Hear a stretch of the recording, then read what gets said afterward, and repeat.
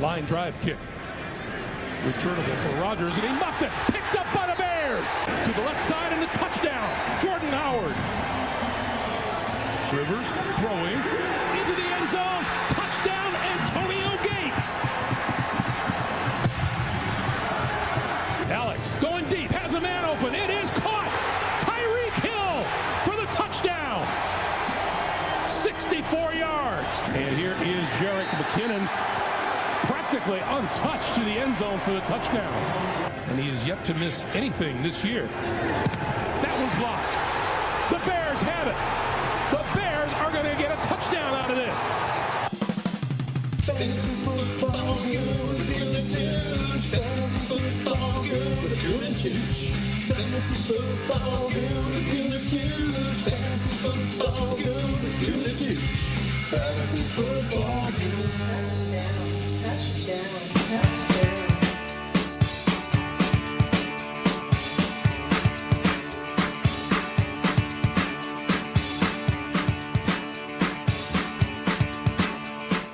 Welcome to the Fantasy Football Goon podcast. Fantasy Football Goon is a part of the Bears Barroom Radio Network.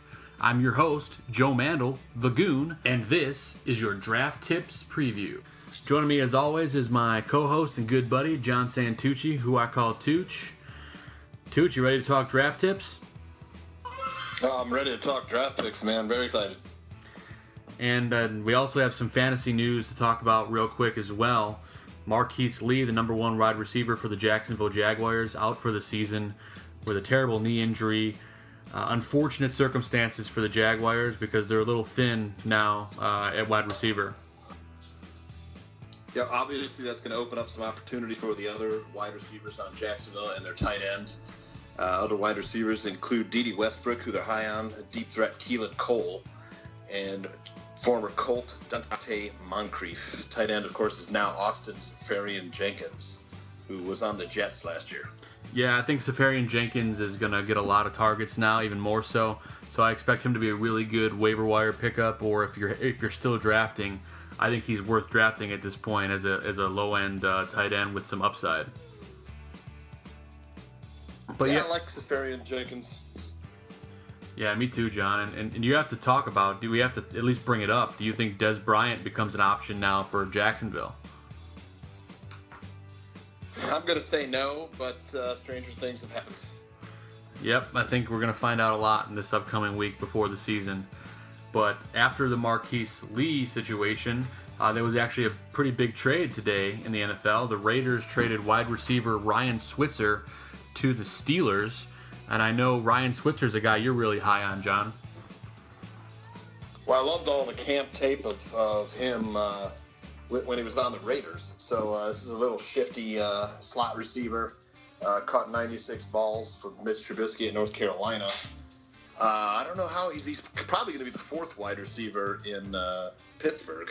But, working out of the slot, he's got a good chance to do some damage. He's just kind of like one of those little shifty Wes Welker, Julian Edelman, Anthony Miller type players. But, if that's what they're looking for is a good slot receiver, then that could be what they found. James Washington is injured. I think he has a chest contusion or something. Mm-hmm. Yep. So that leaves Juju Smith-Schuster and Antonio Brown on the outside. So they move those guys around. But, Switzer is probably going to do most of his damage in the slot.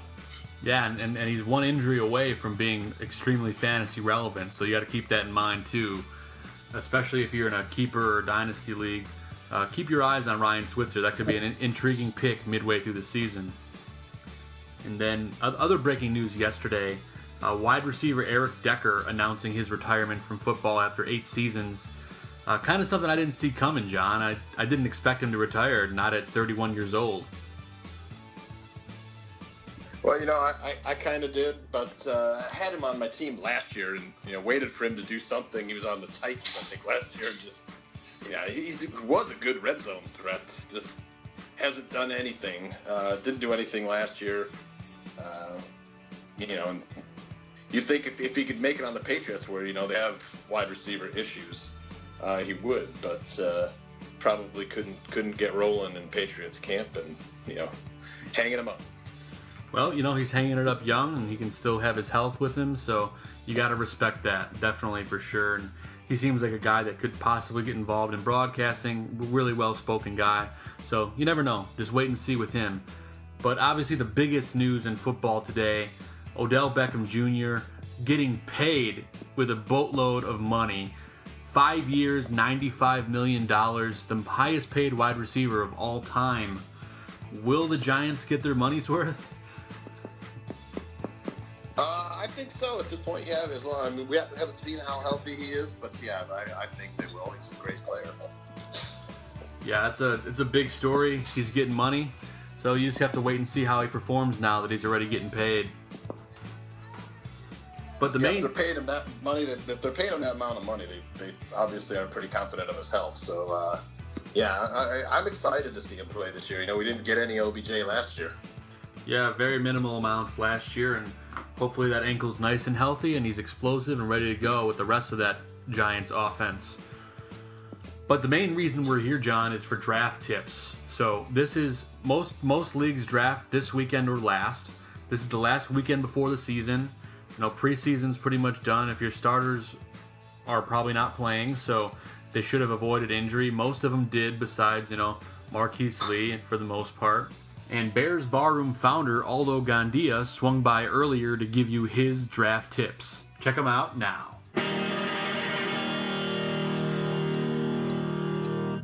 I want to tell you that the Goon, the Tooch, and myself, we held one of our drafts over at Soldier Field. The Chicago Tribune, along with the Chicago Bears and Soldier Field, they hosted a draft party, and it was such a blast. And so my advice to all of you is make sure you hold your draft in a special environment. Obviously, it's too late to do it at Soldier Field. Look for that next year.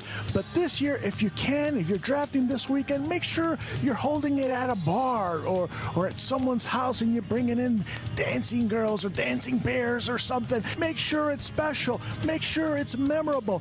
Go out of your way and do something cool, because this is the best part of your fantasy football season. It's getting together with your buddies, getting together with the guys that you're playing against, making new friends.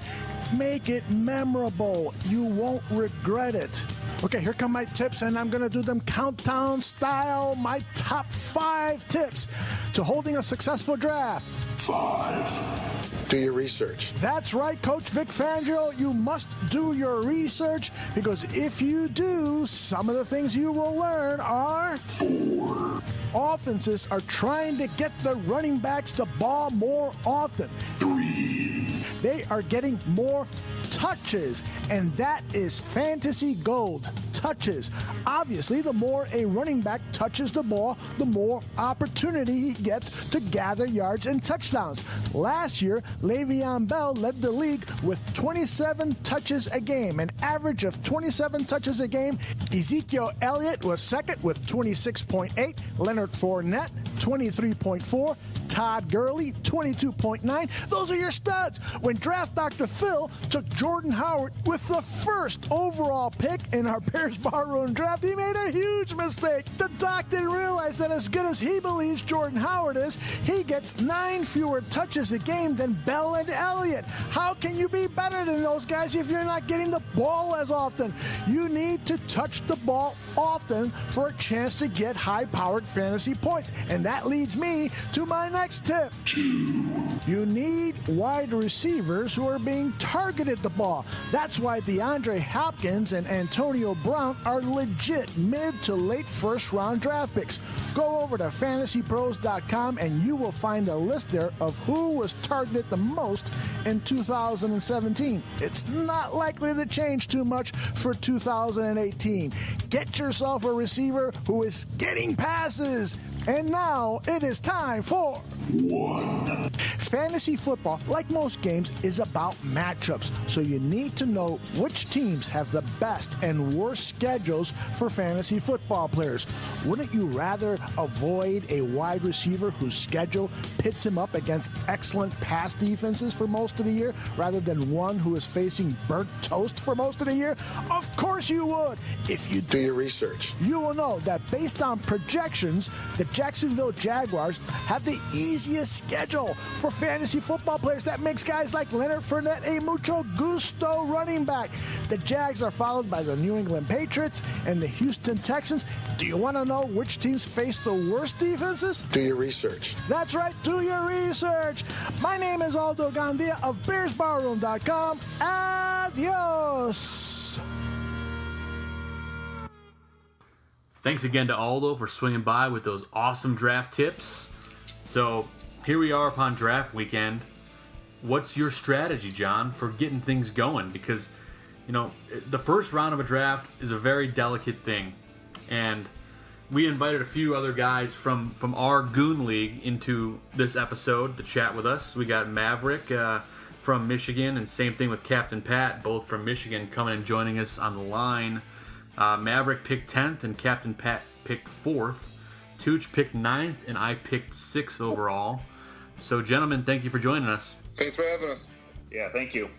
The first round was kind of uneventful for the most part, but, you know, at first overall, it went Todd Gurley, which is not really much of a surprise, followed by Le'Veon Bell. And then it gets a little slippery after that, you know, Ezekiel Elliott. And then at number 4, I believe it went Antonio Brown. Right, Captain Pat? That's for sure.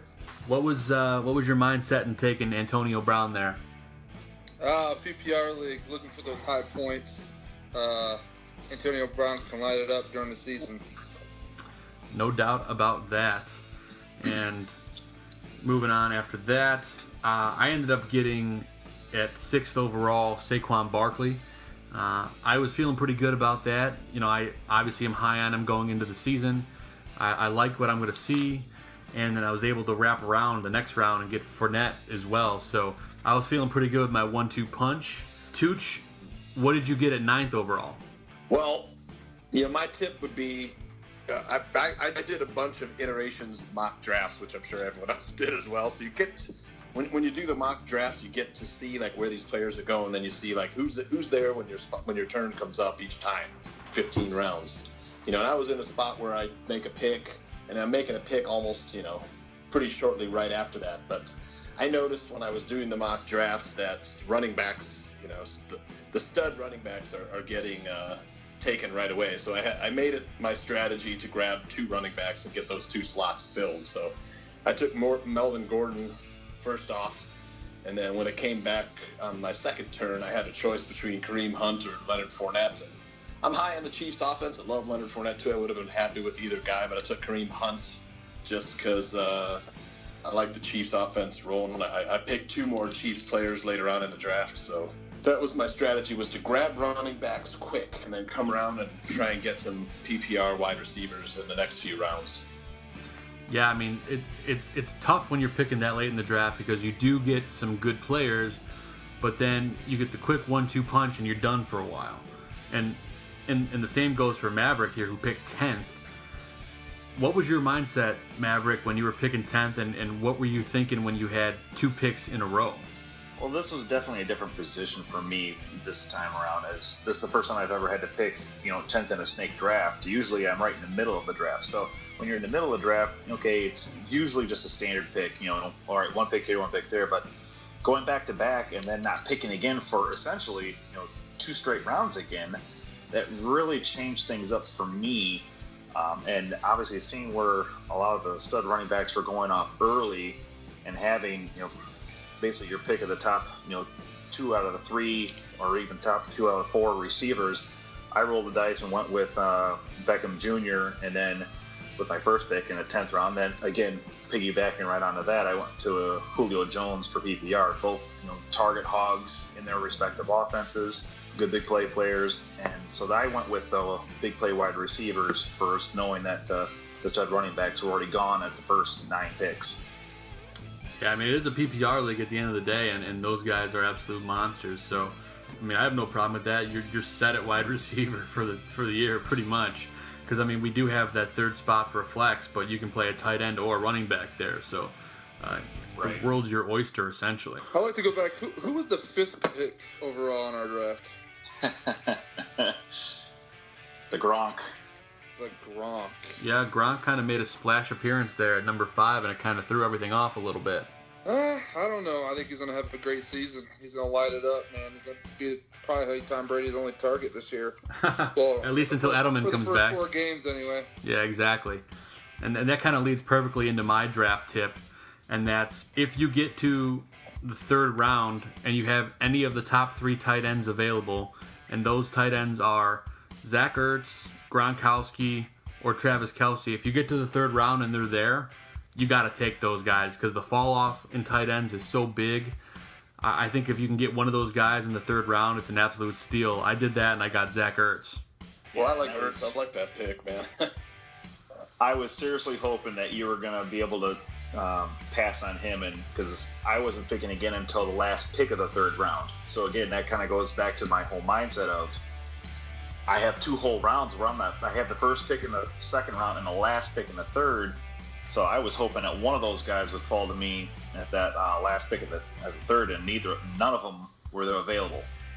Yeah, those guys were gone quick, and after that, relatively quickly after that too, Evan Ingram and Trey Burton, the next 2 guys in line, went relatively quick. I think they were both off the board by the end of the 6th round. So tight end's a very important spot. I mean, there's a lot of guys you can play to kind of try to get a tight end later, and that's Jordan Reed. But he's got so much injury history on his side that you can't trust him as your main guy. What you can do is grab Vernon Davis, though. Yeah, he's a good backup. And he's probably going to play more games. I love the Ertz pick because talking about wide receivers that are banged up, that whole wide receiving core is pretty much banged up. Mike Wallace is the only healthy veteran, really. They're using the kid, 2nd-year wide receiver Shelton Gibson a lot right now. Aguilar's just coming back. Jeffrey's on the PUP list. Carson Wentz isn't even cleared to play. Yeah, Carson Wentz is not cleared to play. Mac Hollins is banged up too. So I think you're going to see a lot of Jay Ajayi and Zach Ertz, to start the season, and probably Nick Foles maybe to start the season.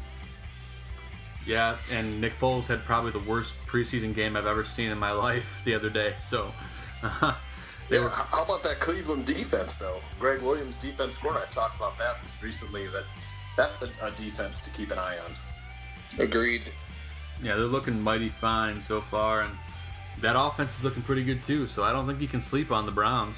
There's some fantasy relevant guys on the Browns too. I mean, obviously Jarvis Landry's primed for a nice year, and whichever running back ends up getting the lion's share, I think regardless, Duke Johnson probably has a real good year catching the ball out of the backfield too. Yeah, there's some good fantasy plays on Cleveland this year, which is nice for a change. And that's why I took a flyer on Nick Chubb in the 10th round. With injuries at running back all the time, I figured why not see what he can do later in the year. That was my thought process on him. Well, he's going to get an opportunity at some point, so you just got to see what he can do with that opportunity. I mean, the kid's a stud. You just got to see how they utilize him in that offense. As a 2nd round draft pick, I don't think he's going to be sitting on the bench too much without given an opportunity. Right. Same with guys like Ronald Jones, who I grabbed late too. He could, these are guys you're sitting on when you have two bell cows. So I ended up picking up Lamar Jackson, who I could, just sub in, when Hunt and Gordon are on bye week. So good fill in, and then I was struggling kind of to find wide receivers after taking 2 running backs, But, that's how it is, really. I mean, there were still some that dropped. But the thing that I was keeping an eye on when you got around to, round 7, 8, 9, I was waiting for those defenses to start coming off. I was ready in the 8th round to pull the trigger on them. I'm not sure when. I think this draft that we had, they started going in the 9th round, if I remember. But I'm not sure, Joe. I think Jacksonville went in the 7th round.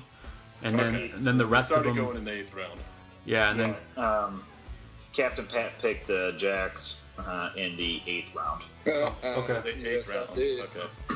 Yeah. So I was watching them. Once they started coming off, I started to make my move for a defense just because, after you miss out on the 4 or 5 top defenses, you might as well just wait until the, 11th, 12th, 13th round, and you could still get the same, defenses. As soon as I had my lineup, other than kicker and defense, I was going after my defense because they're probably going to provide some type of balance in your offense or your point totals. So I just said, just get them out of the way. Well, I mean, having the Jacksonville defense is like having a pretty darn good number 2 receiver. So they put up that many points as long as everyone stays healthy. But I mean, right now, I don't have a problem with it, especially if your lineup's full already. Yep, that was the goal. So Captain Pat, what did you learn most about going through the couple drafts you did? I know you did an auction draft earlier this year. What's your kind of number one takeaway when it comes to, after going through a few drafts? Like, what do you wish you knew, or what do you wish you could change? I know it's a huge question, but what did you kind of learn after drafting a couple times already? Well, it's a totally different monster when you go in the auction draft. You spend too much money in one spot, then you're kind of looking, all right, now where do I got to go to find balance in my lineup? I had a mishap with getting a receiver and a quarterback by just my fault. So that kind of screwed me up in the long run. But coming in a draft like ours this past weekend, never big on the running backs. I was always big on the wide receivers, 3 wide receivers on my team, and then especially in a PPR league. But come to find out, man, those running backs very essential for a great fantasy team, and I think that was a number one takeaway I had this past year. Yeah, I mean, backs are a rare resource, especially bell cow guys, and once they're gone, it's a really, really steep fall off, and there's a whole lot of nothing out there. I mean, there's a couple guys who are going to catch some balls, but you're kind of rolling the dice in that respect. And then Tooch, picking at 9th overall, what was the kind of thing that you learned the most? I know you did a bunch of mock drafts, but what did you learn from picking 9th? Yeah, again, I learned from doing the mock draft which guys are going to be around. I think the best advice I could give would be that when you're getting, round by round, of course, my rounds, like Hawks were bunched together. So my first and second rounds are bunched together. Then my third and fourth were bunched together. My fourth and fifth. So he and I both got, 2 guys basically for every. We basically picked 7.5 times, or 8 times really, but we basically picked 7.5 times. So we would take a guy, and then he would take 2 guys. I got another guy right after that. So I had to know, first and second who am I taking, then in the third and fourth guys are going to be around there, and I had a target of a few, wide receivers, running backs, tight ends, and I usually wait to take a quarterback. I think you have that's one of my strategies. I like to take quarterbacks a little bit later. There's guys you can get like Rivers, Stafford, and Roethlisberger who are going to perform well and not cost you a super high draft pick. Yep. And then you can kind of sit back and wait for guys like Jared Goff, or I took Patrick Mahomes just because I think I'm high on the Chiefs' offense. Their defense is garbage, but might light it up offensively. But you have to know. So third and fourth, I'm looking for a wide receiver, who's going to get a lot of targets. I'm looking for a tight end who's going to get a lot of targets. Or I'm looking for a fill-in running back. My 2 studs are, I think that's kind of how I did it. And then, my 5th and 6th rounds, I'm looking for just to fill in there. I kind of waited on wide receivers because, there's guys that are decent. You can get. I ended up getting, you can get guys like Emmanuel Sanders and Marquise Goodwin, Cooper Kupp late. And those guys are going to get you some targets. And targeted Trey Burton once the tight end started to fall off the board, because I think he'll be heavily targeted. Oh, for sure. And then after that, when you get to the 8th round, you're looking defense, and 9th through 15th, you basically plugging holes and looking for home runs. Yeah, I mean, there's a lot of guys like that, and I agree with you, John, about getting a quarterback late. There's a lot of great options. I was waiting on Phillip Rivers, and he was about to make it back to me, and then you ripped him right out of my arms. And I ended up with Ben Roethlisberger, which is fine. But every year you and I fight over Phillip Rivers, and you usually somehow win his love. Yeah, I would have been happy with either guy. Really, they're almost the same guy. You know, both have great weapons.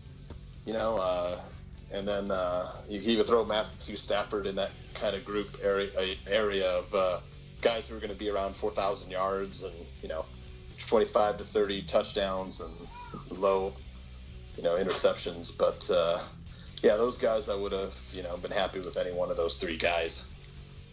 Yeah, and I think another tip to kind of go along with that, John, is, at least for me, I don't know about you guys, but sometimes I like to target suspended players that are good that people forget about, because people kind of put voodoo on them because they're going to miss 2 or 4 games or whatever. But in Julian Edelman's case, when he comes back, I mean, this kid is a PPR machine that everyone seems to forget about. So when Julian Edelman comes back, he's probably a top 20 receiver, and he's getting drafted in the 10th, 11th round. So if you can target guys like him, or Aaron Jones for the Packers, who's a really fantastic running back, Robbie Anderson for the Jets, who's not suspended yet, but he probably will end up being suspended. These are all guys that you can get value out of very late. I'm glad you brought that up there, Goon. Is he going to be on the trading block soon? For the Jets or for fantasy? I'm talking about Julian Edelman. Oh, oh, you mean you want me to trade him too? Is that what you mean? Yes, sir. I guess that's why they call you Captain Pat. That's right. I got to get those Pats players on my team as soon as possible. I told you this on Saturday. He's my ace in the hole, so he's not for trade yet. You got to love the bargain where he was, Exactly. Yeah, that's part of the reason. You were able to pick him up in the round. I mean, that's a pretty darn good spot for him. What round did I pick him up? 6. Yeah, I mean, I took him a little earlier than he's been going, just because I wanted to have a good receiver on my bench, especially for when he comes back, because he's probably not going to be a bench player when he comes back. He'll either be my flex or wide receiver too. But yeah, I mean, I took him because I wanted him. He's a guy I wanted to get, and I went out and I got him. So just don't forget about suspended players. I mean, they're really important. Yeah, one thing Joe did, I picked a kicker into last round this time, so I could get like a kicker that was one notch ahead. Usually, and it's 16th or 15th was a 15th round, the last round. Last round, I just took a flyer on a guy. Like last year, I did. My flyer guy was Evan Ingram last year. So I took last pick. Well, that worked out for you. That worked out pretty well. Now, this year, my last pick was Mark Andrews of Baltimore. If he pans out, I'm looking at him, maybe, being a good backup for Trey Burton, or maybe trading him for a young running back. But, hopefully that pans out. I've had good luck picking at the last round. Well, I mean, Hayden Hurst is injured. He just had surgery, and it's going to be Mark Andrews for a while. So I think he's going to get opportunity. He is the leading receiver all time at Oklahoma. So interested to see how that plays out for you, bud. But yeah, I mean, I got Matt Prater in the last round, so I'm more than happy with getting a dome kicker. Another thing that, it's a good pointer is, if you are going to pick a kicker, it never hurts to get one that doesn't have to fight the elements all that much. Especially when your kicker is 55 years old like Bryant. His leg might fall off soon. I agree. We always waiting for his leg to go farther than the ball. All of his hair's gone already, so his legs are next. Legs and hair, that's all you need. Maverick and Captain Pat, thank you guys again for joining us to talk about draft strategy and what you learned. It was great hearing what you guys had to say, and we look forward again to having you guys on later again this season. Definitely looking forward to it. Biggest thing, be flexible. Anytime, guys. Have a great night. Thanks again. Yeah, thanks, guys. And for everybody listening, good luck in your drafts. Good luck this season. And for Fantasy Football Goon, I'm Joe Mandel, signing off. God bless America. God bless football. Let's kick some ass.